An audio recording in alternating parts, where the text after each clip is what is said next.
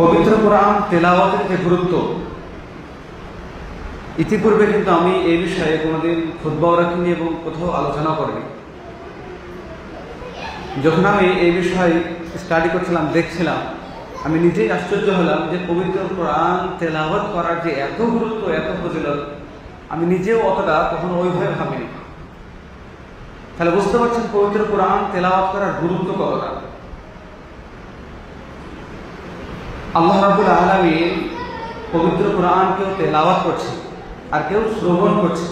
তো যে ব্যক্তি কোরআন তেলাওয়াত করা শুনছে, শ্রবণ করছে, ওই ব্যক্তিকেও সমপরিমাণ সওয়াব দান করেন। ওই ব্যক্তির উপরেও আল্লাহ রাব্বুল আলামিন রহমত বর্ষণ করে থাকেন।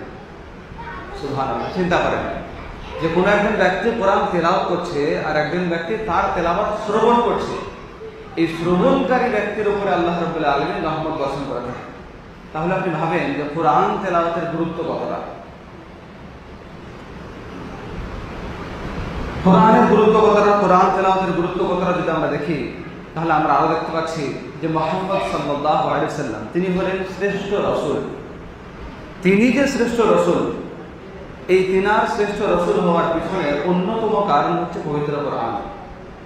কেননা আমাদের নবীজি সাল্লাল্লাহু আলাইহি ওয়াসাল্লামকে যে শ্রেষ্ঠ ঐশী গ্রন্থি আল কোরআন দেওয়া হয়েছে মুআজিজা স্বরূপ, এই কোরআনের কারণেই আল্লাহ রাসূল সাল্লাল্লাহু আলাইহি ওয়াসাল্লাম তিনি হলেন শ্রেষ্ঠ রাসূল। আমরা যেমন বলি যে আমরা হলাম শ্রেষ্ঠ উম্মত, আমরা যে শ্রেষ্ঠ উম্মত তারও কারণ হচ্ছে এটাই যে আমাদের নিকটে রয়েছে পবিত্র আল কোরআন। তাহলে আপনি ভাবেন যে পবিত্র কোরআন তেলাওয়াতের গুরুত্ব কতটা। এজন্য তো যখন পবিত্র কোরআন অবতীর্ণ হয়, অবতীর্ণের দিক দিয়ে দেখেন প্রথম আল্লাহ রাসূল সাল্লাল্লাহু আলাইহি ওয়াসাল্লাম যখন পড়তে বলা হয় যে ইকরা, এই যে শব্দ, এখান থেকেও আমরা বুঝতে পারছি যে পবিত্র কোরআন তেলাওয়াতের যে কতটা গুরুত্ব।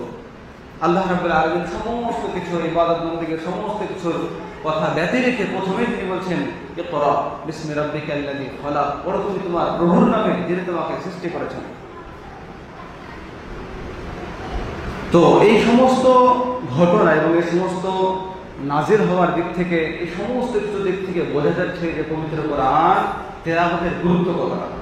আমরা সেটা আরো দেখি, রমজান মাস সমস্ত মাসের চাইতে আফজাল, উত্তম, সর্বোত্তম মাস হচ্ছে রমজান মাস।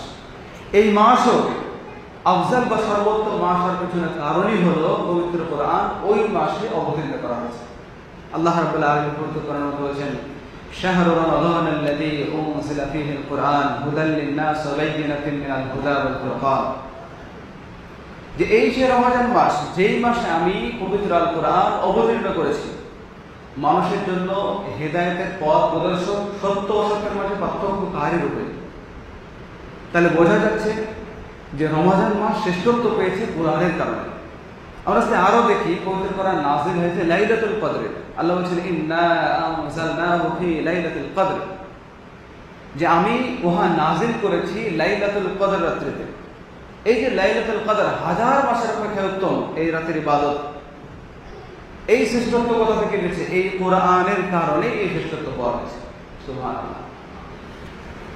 ইতিপূর্বে আমি মনে করতাম যে কোরআন পড়া এবং সেখান থেকে শিক্ষা অর্জন করা, সেই মোতাবেক জীবন যাপন করা, এর বিশাল ফজিলত রয়েছে।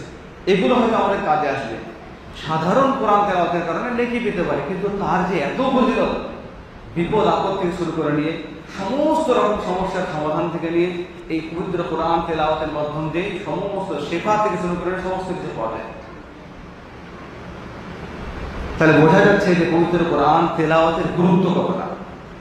আসুন এই মর্মে কিছু হাদিস, কয়েকটা হাদিস আপনাদের আমি পরিবেশন করে শোনাই। উকবা ইবনে আমির রাদিয়াল্লাহু আনহু তিনি বলছেন যে আমি মসজিদের মধ্যে আমরা অবস্থান করছিলাম, আহলে সুফফাদের সঙ্গে আমি বসেছিলাম, আমরা বসেছিলাম। এমন অবস্থায় আল্লাহ রাসূল সাল্লাল্লাহু আলাইহি সাল্লাম মসজিদে আসলেন। এসে বলছেন তোমাদের মধ্যে কেউ কি চায় যে সে প্রত্যেক দিন বাজারে গিয়ে, দুটি বাজারের নাম করছেন, ওই দুটি বাজারে গিয়ে প্রত্যেক দিন উঁচু পুঁজ বিশিষ্ট দুইটি উটনি নিয়ে আসবে, কোনো প্রকার অন্যায় না করে, কোনো প্রকার জুলুম না করে, আত্মীয়তার বন্ধন ছিন্ন না করে। তোমাদের মাঝে কেউ কি চায় যে প্রত্যেক সকালে সে বাজারে যাক আর 2টি উট নিয়ে আসুক। সেই সময় উটের বিশাল একটা গুরুত্ব ছিল, বিশাল দাম ছিল। আজকের দিনে একটা মার্সিডিজ কার, ভালো গাড়ি যে দাম, যে মূল্য, সেই সময় সেই দিনে উটের ওরকম দাম ছিল। তো আল্লাহ রাসূল বলছে, তোমাদের মধ্যে কেউ কি চাই যে সে প্রত্যেক দিন সকালে বাজারে গিয়ে 2টি উট নিয়ে আসুক, কোনো প্রকার অন্যায় না করে, মানে মারামারি ঝামেলা করে নয়, চুরি ডাকাতি করে নয়, বরং এমনি নিয়ে আসুক, যেমনভাবে একজন মানুষ পয়সা দিয়ে ক্রয় করে নিয়ে আসে, এরকম নিয়ে আসুক। তখন সাহাবায়ে কেরাম বলছেন, আল্লাহ রাসূল আমরা সকলেই যেমনটা আশা করি। তখন আল্লাহ রাসূল বলছে যে তাহলে তোমাদের মধ্যে কোনো একজন ব্যক্তি বা কেউ কেন মসজিদে গিয়ে 2টি আয়াত কাউকে শিক্ষা না দেয় বা 2টি আয়াত শিক্ষা গ্রহণ না করে? এটা হলো ওই 2 উটের চাইতে উত্তম। সুবহানাল্লাহ, চিন্তা করেন, সেই সময়ে একটি উট, একটা উটের দাম আজকের দিনে একটা মার্সিডিজ কার, ভালো গাড়ি, এর সমপরিমাণ ছিল। আর সেই সময় আল্লাহ রাসূল বলছে যে তোমাদের মাঝে কেউ কি চায় প্রত্যেকদিন সকালে বাজারে গিয়ে 2টি উট নিয়ে আসুক ক্রয় করে, এমনি কোনো প্রকার অন্যায় না করে, আত্মীয়তার বন্ধন ছিন্ন না করে, মারামারি না করে নিয়ে আসুক? তো সবাই বলছে যে হ্যাঁ আল্লাহ রাসূল আমরা এটা পেতে চাই। তখন আল্লাহ রাসূল বলছে, তোমাদের মাঝে কেউ কেন মসজিদে গিয়ে 2টি আয়াত শিক্ষা না দেয় বা 2টি আয়াত শিক্ষা গ্রহণ না করে? সুবহানাল্লাহ, চিন্তা করেন। আল্লাহ রাসূল এরপর বলছেন 3টি আয়াত 3টি উটের সমপরিমাণ, 4টি আয়াত 4টি উট এর সমপরিমাণ। এইভাবে যত আয়াত সে শিক্ষা দেবে কাউকে, বা যত আয়াত কারো কাছ থেকে শিক্ষা নেবে, বা যতটা আয়াত সে তেলাওয়াত করবে মসজিদে গিয়ে শেখার উদ্দেশ্যে, ওই উটের চাইতেও বেশি উত্তম। সুবহানাল্লাহ। তাহলে বুঝতে পারা যাচ্ছে যে কোরআন তেলাওয়াতের গুরুত্ব বা ফজিলত কতটা। এই মর্মে আমরা আরো দেখি, আল্লাহ রাসূল সাল্লাল্লাহু আলাইহি ওয়াসাল্লাম বলছেন, উমর রাদিয়াল্লাহু আনহু তিনি বলছেন যে আল্লাহ রাব্বুল আলামিন মানুষের সম্মান, পজিশন, ইজ্জতকে বাড়িয়ে দেন এই কোরআনের কারণে। আবার এই কোরআনের কারণে তিনি কি করেন? দমন করে দেন। আল্লাহ রাসূল বলছেন, ইন্নাল্লাহা ইয়ারফাউ বিহাদাল কিতাবি আকওয়ামান, ইন্নাল্লাহা ইয়ারফাউ বিহাদাল কিতাবি আকওয়ামান। আল্লাহ রাব্বুল আলামিন অনেক সম্প্রদায়ের কি করে থাকেন? সম্মান, ইজ্জত, পজিশনকে বাড়িয়ে থাকেন কোরআনের কারণে। ইন্নাল্লাহা ইয়ারফাউ বিহাদাল কিতাবি আকওয়ামান ওয়া ইয়াদউ বিহি আখারিন। আবার অনেক সম্প্রদায়ের সম্মানকে তিনি দমন করে দেন। তো আল্লাহ রাসূল বলছেন যে এই কোরআনের কারণেই আল্লাহ রাব্বুল আলামিন মানুষকে সম্মান দিয়ে থাকেন। আল্লাহ রাব্বুল আলামিন এই কোরআনের মাধ্যম দিয়ে মানুষকে সম্মান দিয়ে থাকেন। ওয়াল্লাযীনা উতুল ইলমা দারাজা, যারা কোরআন তেলাওয়াত করতে জানে তাদের সম্মান আল্লাহ রাব্বুল আলামিন বলছেন তাদের সম্মান নির্ধারিত, সুনির্ধারিত। কোথায়? পরকালে।